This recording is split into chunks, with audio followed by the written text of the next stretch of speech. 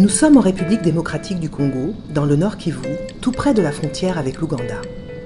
Beni est une ville dont la population a doublé ces dernières années, gonflée par les déplacés de guerre fuyant leur village, suite aux exactions commises par des éléments incontrôlés de l'armée régulière ou par des milices rebelles.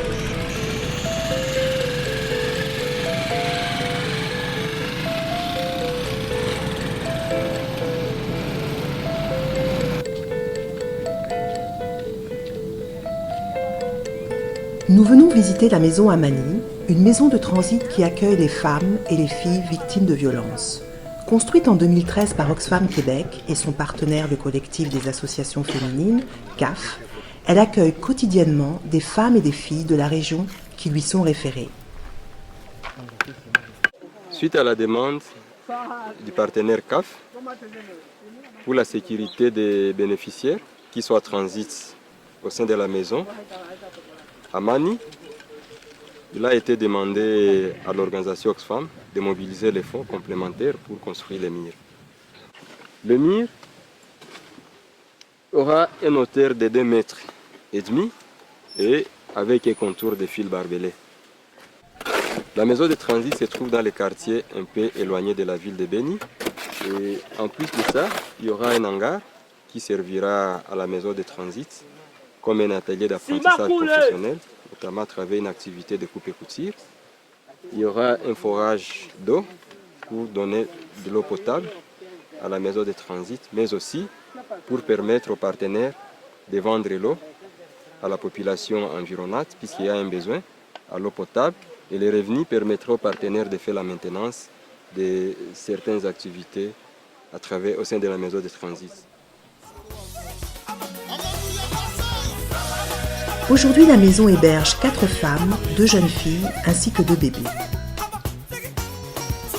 Magali, coopérante volontaire d'Oxfam Québec, nous accompagne. Elle a improvisé une activité de confection de bracelets à l'aide d'élastiques de couleur. C'est une occasion de socialiser et de rigoler ensemble en compagnie de Marie, Thérèse et Safi, des assistantes psychosociales de la CAF qui administrent la maison. Oui, dans la vie, il n'y a pas de chemin. C'est la réalité elle-même. Il faut travailler. Il faut travailler aussi. Alors vraiment, l'impact que j'ai vraiment vu, que j'ai vraiment senti, je dirais que c'est au niveau des survivantes de violences sexuelles, vu qu'on accueillait des femmes et des jeunes filles au sein de la maison de transit. Donc je suis arrivée à des moments où on accueillait des nouvelles femmes. Puis 1 mois, 2 mois après, je repassais à la maison. Certaines personnes étaient encore là et je voyais vraiment l'évolution de quand elles arrivaient. Elles ne s'exprimaient pas, ne souriaient pas, étaient très isolées, très solitaires. Et quand je reviens 1 mois après, 2 mois après, que déjà on sent qu'il y ait vraiment des connexions qui sont créées, un lien entre elles et les assistantes psychosociales, qu'elles commencent à parler, à s'exprimer, à sourire, à rire. Donc tout ça, je dirais que c'est vraiment un impact qui est vraiment extraordinaire dans la vie d'une personne. Bonjour. Oh, bonjour papa. C'est moi Thérèse. Je suis APS ici, donc assistante psychosociale d'ACAF. Nous allons faire une petite visite. Vous allez d'abord m'excuser, j'ai difficile à m'expliquer en français. Nous commençons ici, je vais vous montrer d'abord le encart ici. C'est là où nous nous débrouillons pour fabriquer du pain. Nous avons 2 agères ici. Donc la fabrication du pain, vous voyez, c'est ici on fait. Donc on met les moules ici et là derrière, c'est là où on met les bois de chauffe. Qu'est-ce que c'est qu'une AGR, Marie-Thérèse? AGR signifie activité génératrice de revenus. Oui. Nous avons 2 AGR, comme j'ai commencé, la fabrication des pains et là où nous mettons les poussins, les poulets et pour les revendre après. Les voilà. Bien. Combien de poussins il y a? Nous avons 60 poussins. Dans 1 semaine, 2 semaines, nous allons les mettre là maintenant. Dans notre chambre. Dans cette chambre ici, nous mettons les poussins qui ont plus d'un mois, donc une affaire de 2 mois. Et puisqu'elles n'ont plus besoin de la chaleur, nous pouvons les mettre ici et commencer à déambuler à leur aise. On a ici le dortoir. Nous avons 13 lits dans le dortoir ici. Donc, normalement, un lit, c'est pour une personne. Des fois, il nous arrive même plus de 13 personnes. C'est qu'à ce moment, nous employons un seul lit pour 2 personnes. Des fois, elle nous arrive plus de 20. Oui. Actuellement, nous avons 7 survivantes. Il y a 2 filles qui ont des petits-enfants. Un bébé d'1 mois et l'autre de 3 mois.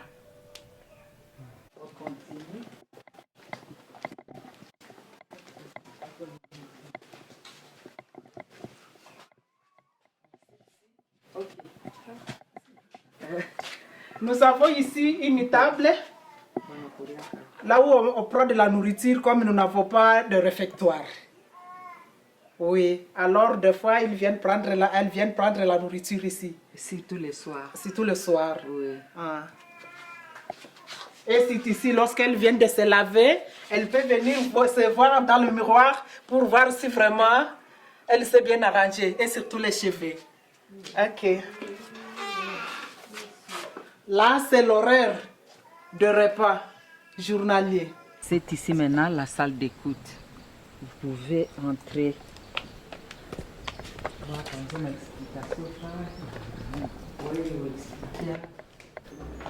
La maison Amani, c'est la maison de la paix.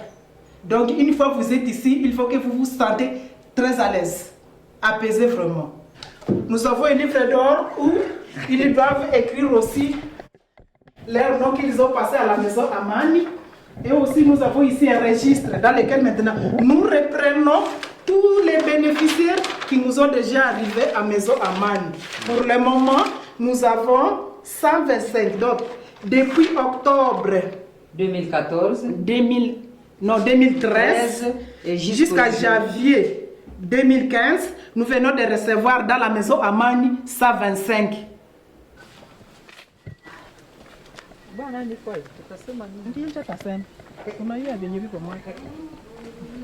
Oui, voici maintenant le bureau de la maison Amani.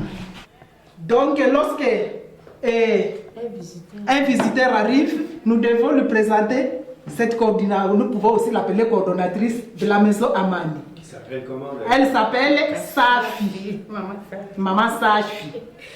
Et si nous avons un cas nouveau d'une victime de violence sexuelle ou bien de notre forme de violence, nous pouvons venir le signaler. Nous venons de recevoir un nouveau cas. Alors, après l'écoute, s'il nécessite d'être acheminé à la structure médicale, par exemple, oui.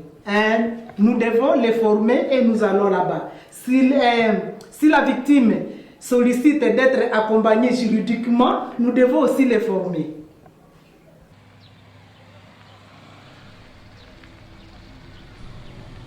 Une jeune femme a été victime de violences sexuelles.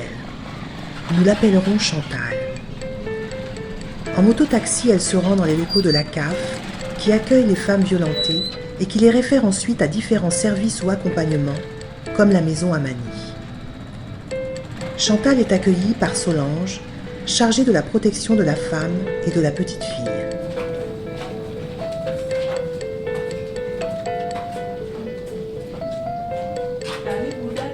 Elle rencontre Adèle, la chargée de programme de cet organisme.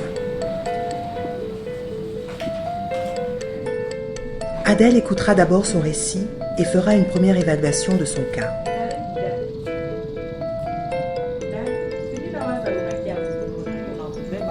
Elle lui indiquera les différentes démarches à suivre, notamment si Chantal souhaite de l'aide psychologique ou désire engager une démarche judiciaire.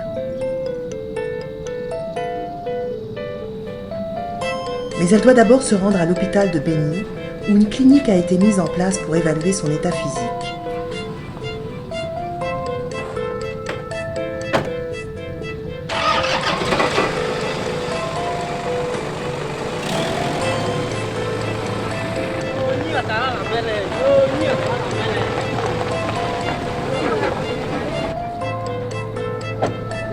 Des infirmières ont reçu une formation spéciale pour prendre en charge les premiers soins de ces femmes violentées et leur venir en aide.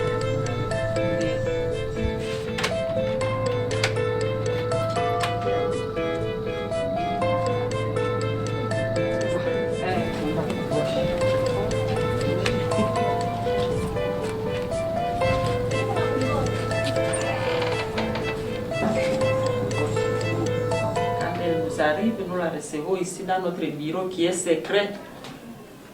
On ne sait pas ce qui se passe ici, même ici aux alentours, on ne sait pas.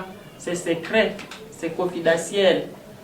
Quand elle arrive, je ferme la porte et je commence à l'interroger, essayer de parler avec elle. Et après ça, j'ai fait les examens. Examen de tests de VIH. Pour vérifier si elle aussi, elle n'est pas atteinte même avant qu'elle puisse rentrer dans l'agression des viols. Oui, j'ai fait aussi le test de grossesse, puisqu'elle peut être même enceinte avant d'être victime de viol. Toute victime qui arrive avant 72 heures, je lui donne le kit PEP, y compris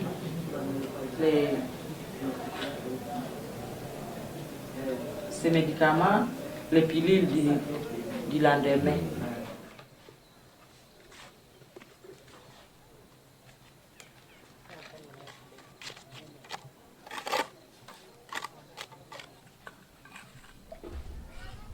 À l'intérieur, nous allons entendre le témoignage de l'une de ces femmes.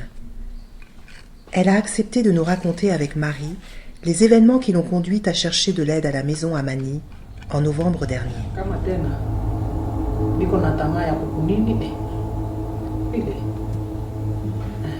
Na kiwango kama ulifikaka kwa kiwango cha kutoka kule mpori na muna gani?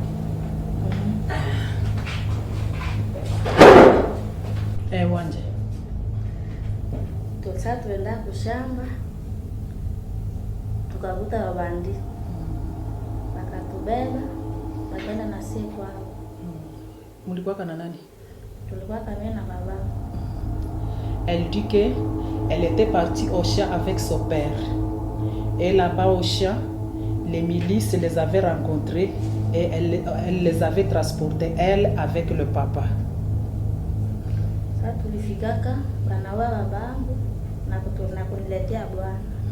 Lorsqu'elles étaient arrivées au cas où les milices étaient campées, on avait tué son papa.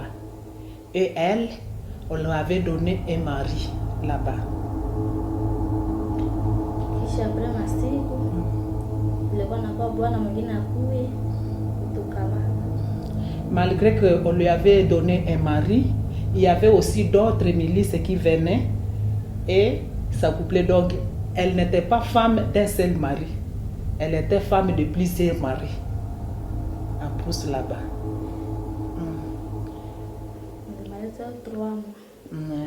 Elle avait terminé là-bas 1 an. En plus. Kisha. Asa kutoka tulienda katafuta mboga. Na kule tulipata njia kurudi. Mulikuwa kama ngapi senya mlienda katafuta mboga? Tulikuwa 3. Là-bas au cas, on devrait chaque fois aller chercher des champignons en brousse, dans la brousse là-bas. Alors on était à 3. Maintenant, lorsqu'elles étaient parties pour chercher des champignons, elles ont collaboré ensemble et se dire qu'elles peuvent maintenant fuir puisqu'il n'y a personne qui les poursuive. C'est ici maintenant qu'elles ont dû fuir. Sasa kule senye mlifanyaka examen yako ilikuwa kana namna gani?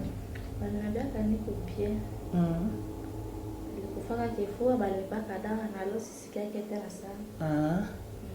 Donc lorsque les avait amenés à l'hôpital, on avait constaté donc de tel que sa poitrine faisait tellement mal, on l'avait donné du médicament, elle avait fait l'examen de sang, on avait dit que dans le sang il n'y a pas de microbes, sauf elle était déjà enceinte d'un mois.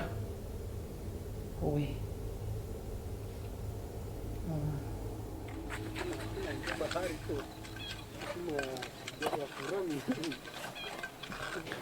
nafikiri napima kupunguka, kwani walinichunga mpaka siku nilizala, nilipia dawa, anauzia mtoto na nguo. Donc, elle était venue étant enceinte, nous l'avions bien accueillie, nous lui donnons à manger et elle était venue tellement avec des émotions, avec des traumatismes, mais depuis qu'elle est arrivée ici, elle se sent maintenant à l'aise, elle est tranquille, les émotions s'est terminées et ensuite nous l'avons patientée jusqu'à ce qu'elle enfante son enfant. Et lorsqu'elle a enfanté son enfant, nous avons payé les frais de la maternité pour elle, nous avons payé des habits pour elle, pour le bébé, et aussi à la maman, nous lui avons donné un habit, nous lui avons aussi donné un habit. Le petit enfant, nous lui avons donné aussi une sacoche pour mettre les habits de l'enfant. L'enfant a été né le 25 décembre 2014 et on l'a donné le nom de Marie-Noëlla.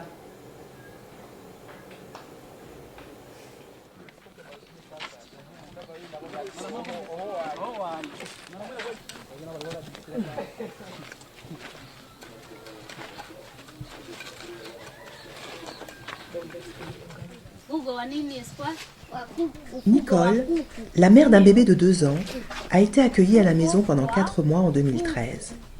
À sa sortie, elle a proposé de donner des cours d'alphabétisation aux femmes et aux enfants non scolarisés habitant dans le quartier.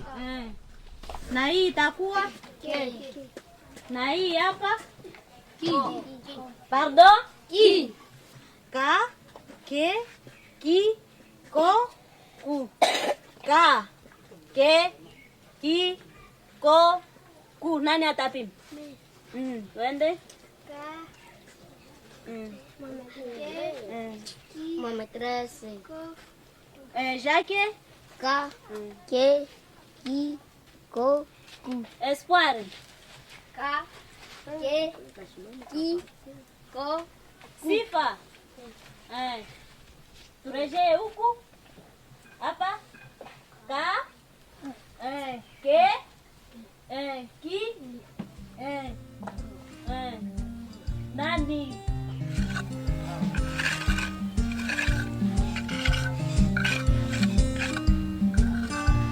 La rencontre de ces survivantes nous a permis de mettre des visages et des voix sur une réalité très dure et difficile à comprendre pour nous, qui sommes habitués à la sécurité et au confort de nos sociétés occidentales. La lutte contre les violences faites aux femmes en RDC est loin d'être gagnée. La Maison Amani est une expérience de première ligne qui doit persister et idéalement être reproduite ailleurs pour répondre aux besoins de milliers de femmes violentées. D'autres projets d'Oxfam sont mis en place avec des partenaires locaux pour sensibiliser, mobiliser, changer les mentalités dans un pays toujours profondément en crise. C'est un travail qui prendra du temps et beaucoup de dévouement, comme celui dont nous avons été témoins pendant notre séjour.